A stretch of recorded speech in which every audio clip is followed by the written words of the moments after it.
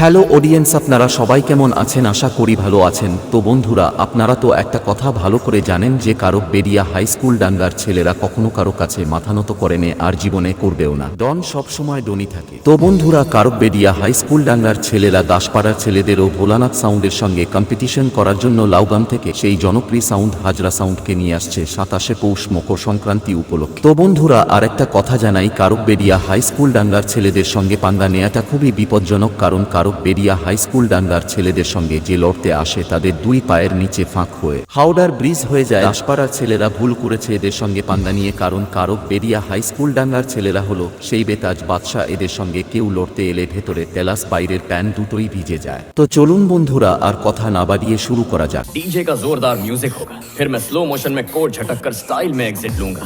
रास्ते से हट जा वरना उड़ जाएगा।